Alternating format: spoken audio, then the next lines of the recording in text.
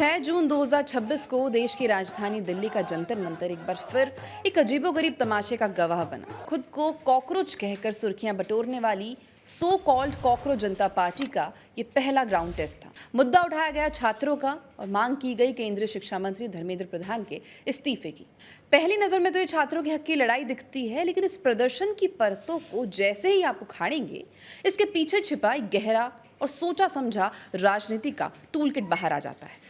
Ground से जो तस्वीरें और खबरें आ रही हैं, उन्हें देखकर देश के बुद्धिजीवी पूछ रहे हैं कि क्या ये आंदोलन भी शाहीन बाग और किसान आंदोलन के राह पर चल पड़ा है। वही पुराने चेहरे, वही जानी पहचानी स्क्रिप्ट, देश के छात्रों को भड़काने और युवाओं के मन में व्यवस्था के खिलाफ कड़वाहट भरने का ये खेल नया नहीं है। प्रोटेस्ट के नाम पर एक बार फिर नरेंद्र मोदी मुर्दाबाद और आजादी आजादी के वही घिसे पिटे नारे गूंजे जो कभी जेएनयू और शाहीन बाग में सुनाई देते थे। सवाल ये उठता है कि देश के संविधान और लोकतंत्र के साए में रहकर इन लोगों को कौन सी आजादी नहीं मिल रही? क्या आजादी के नारों की आड़ में एजेंडा कुछ और है? इस तथाकथित छात्र आंदोलन का असली चेहरा तब बेनकाब हो गया जब ग्राउंड पर कवरेज करने आई मीडिया के साथ बदतमीजी, धक्का मुक्की और गाली गलौज की गई। राष्ट्रहित की बात करने वाले पत्रकारों को गोदी मीडिया कहकर चुप कराने की कोशिश हुई।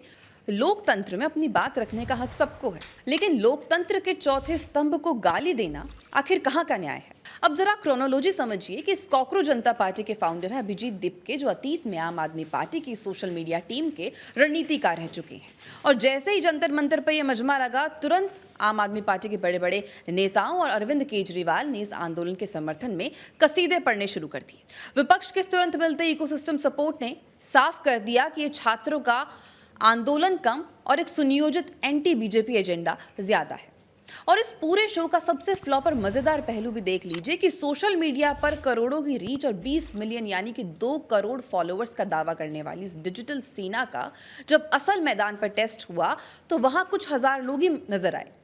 ये प्रदर्शन कब और इन्फ्लुएंसर्स का एक गैदरिंग मीटअप ज्यादा लग रहा था। और हद तो तब हो गई जब छात्रों के अधिकारों की हुंकार भरने वाले इस आंदोलन के मसीहा और खुद फाउंडर अभिजीत दीपके जून की इस कड़कड़ाती धूप और गर्मी को कुछ घंटे भी बर्दाश्त नहीं कर पाए। तबीयत बिगड़ने का बहाना हुआ और अपनी एसी गाड़ी में बैठकर वो 9-2-11 हो गए। जो नेता और इन्फ्लुएंसर देश के युवाओं के भविष्य के लिए जमीन पर धूप में खड़ा नहीं रह सकता, क्या उनके भरोसे देश का युवा और उसका भविष्य सुरक्षित है?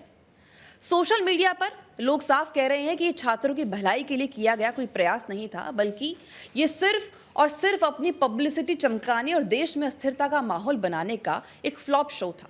कॉकरोच जनता पार्टी के तथाकथित छात्र आंदोलन और इसके पीछे छिपे राजनीतिक चेहरों पर आपकी क्या राय है? अपनी राय हमें कमेंट बॉक्स में जरूर बताएं।